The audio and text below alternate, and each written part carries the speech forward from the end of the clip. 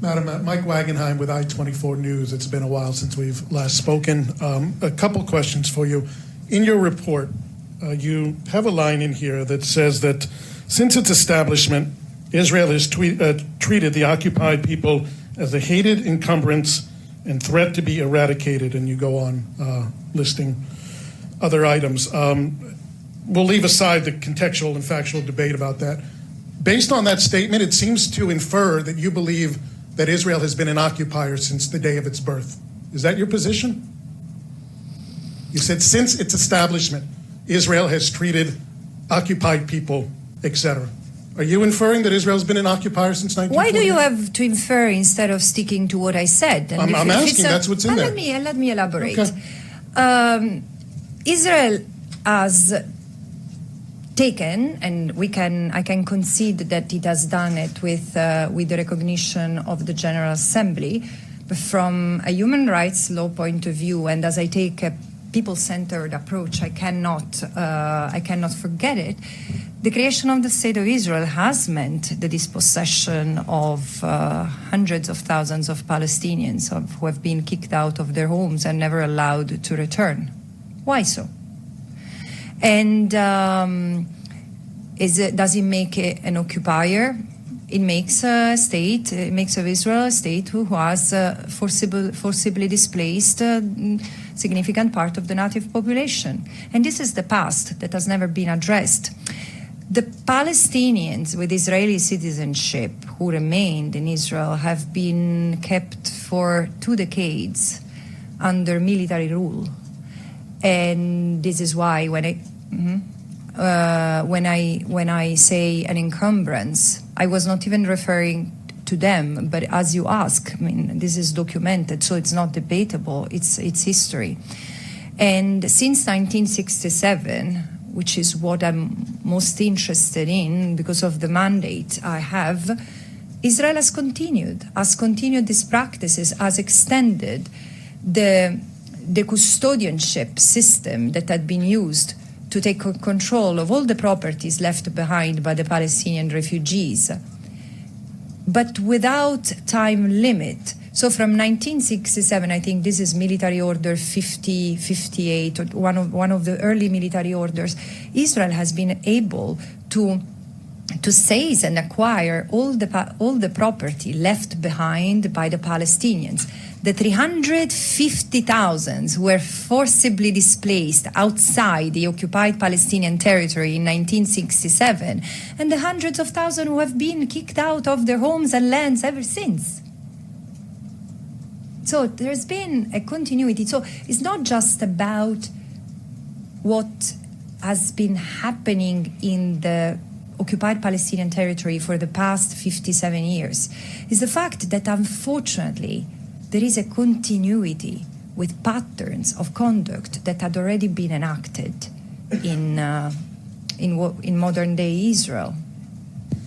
I'm not sure that answers a question, but it will have to suffice. One other question for you, because I know my colleagues want to jump in here. You know about the controversy surrounding your positions and your statements. I'm not going to repeat them here. But you did comment on social media within the past week, and I'm going to read this back. You said, "I'm profoundly committed to human rights for all people. How could I ever be an anti-Semite?" A few days ago, you were supposed to have a briefing with members of Congress. That briefing was canceled. Don't know if the Jewish lobby was behind it or not, but... Oh, you said Jewish lobby. Jewish lobby. Watch out, because it's very anti-Semitic, apparently. It is. I didn't use it. You did. Don't know who you feel was behind it. In any case, you appeared, and your appearance there was sponsored by a group called Code Pink. You appeared in a video with the co-founder of Code Pink. Code Pink, well documented, shills for some of the world's worst human rights violators. Maduro, Iran, where they appeared with Holocaust deniers. They deny the genocide going on in China of the Uyghur population, completely deny it. How can you say, appearing with a group like that, that you stand and are committed for human rights for all people and are not an anti-Semite? This group is drawn to you, and you happily appear with them while they shill for human rights abusers all over the world and only focus in on Israel. According to this principle, I shouldn't be asking questions from journalists, for example, unless I check their pedigree. And I explained to you, because I was not at an event hosted by Good Pink. Check your sources, because this is not correct. I was It is hosted. correct. You appeared in a video with the co-founder. Can I finish? Sure you can. I was speaking at an event organized by Buzz Boys and Poets, a venue where I've always attended wonderful talks. Then if they have hosted people who have terrible records, I don't know, but I wouldn't feel responsible. And as I was on my way out and looking at the murales, Medea from Code Pink approached me and said, "Can I ask you a question?" And I said, "Of course, do you mind being on record?" Of course not. And that is it. Now, do you want to add on the allegations against me because I answer a question to Medea Benjamin, or do I have to do a background check of any person I talk to You in have order no, to you have no assuage? idea who Code Pink is? Of you course. had no prior contact with them? Of course, I know who Code Pink is, but I don't. Apparently, I'm not as informed as you are. Thank you for educating me. That's part of my job as a journalist. Thank you. Thank you very much. Stefano Vaccara, La Voce di New York, Ital Press.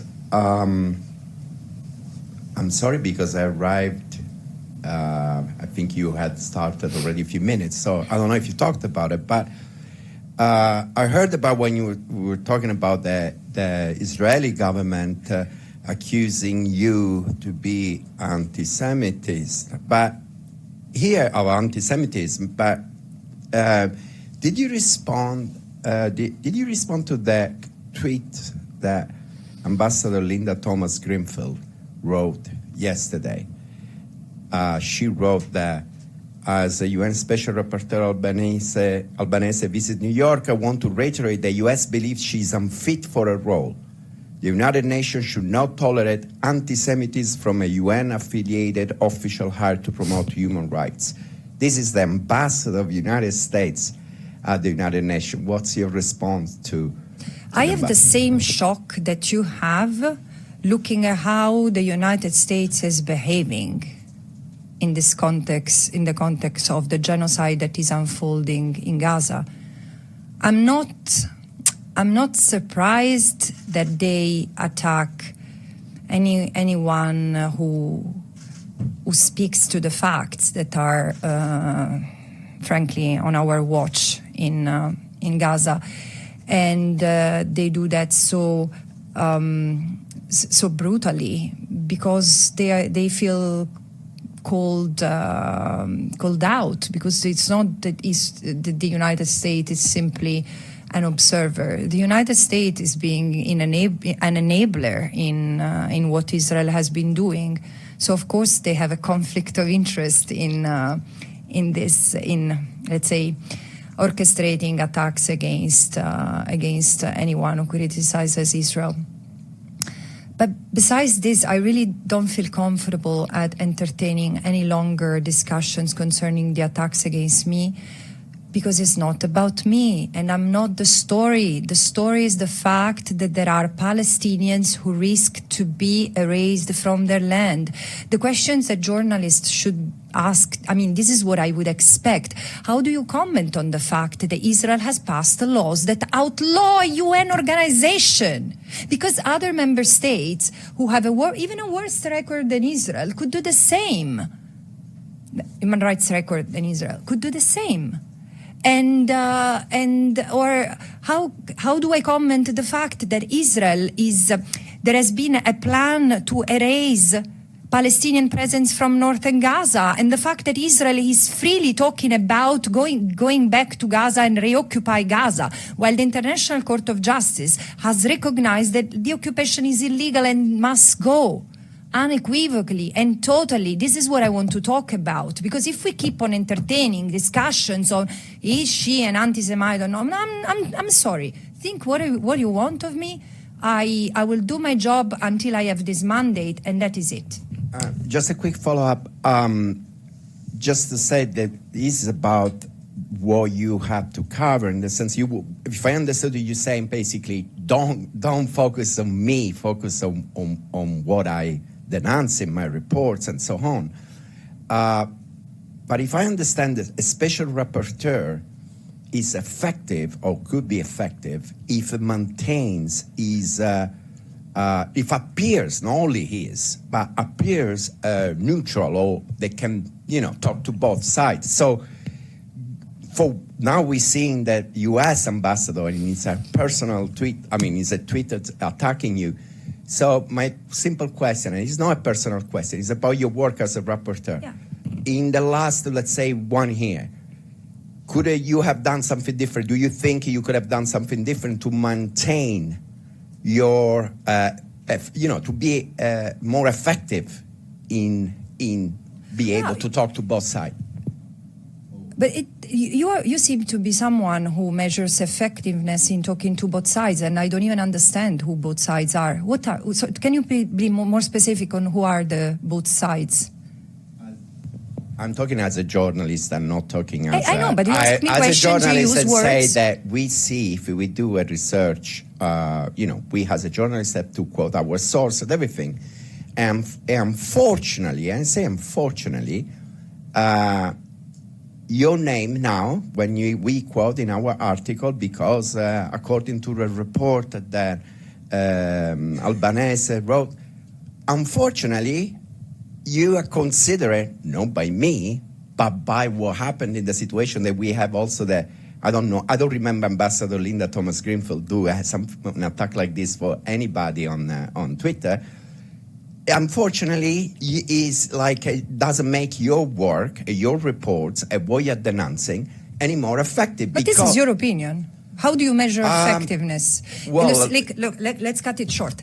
First of all, there is an inaccuracy, and I have to be clear about that. And I don't want to put a spot on you, but because and thank you for that. It gives me the opportunity to clarify. But an independent expert of the United Nations with a human rights monitoring mandate is not requested to be neutral. It's requested to be impartial.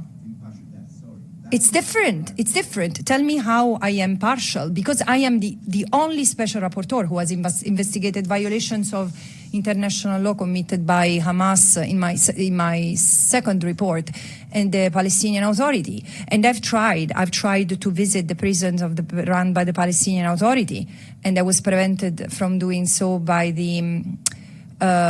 Israel, and who prevented my visit. And if you look at the terms of reference of my resolution, of the resolution creating this mandate, my mandate obliges me to look at the violations committed by Israel. So when you say talk to both parties, but I understand what you are trying to say. I should maintain a position that allows me to be listened to by all member states. And this is what I've done until March this year. I've had the discussions with everyone. In March, already 30,000 Palestinians had been killed, and it was clear that it was not in the horizon that this would stop. And again, I speak. What do? I tell the facts, and I point to the responsibilities of member states. Of course, member states are not pleased with it. So I don't particularly I'm not sensitive to the fact that any ambassador criticizes my work. It seems that there is also some misinformation about the work of Special Rapporteur. The Special Rapporteur on Iran receives criticism by Iran. The Special Rapporteur on Myanmar receives criticism by Myanmar. What is unique here is that Israel is the only state that is absolutely protected and cocooned by most of the West, what Craig Mohiber calls the settler colonial bloc. Yeah, and my mandate is the only one who, in fact, stands looking straight in the face at Western states. So I take your criticism. Next time, try to be a special rapporteur on the OPT, and maybe you will be more effective than me.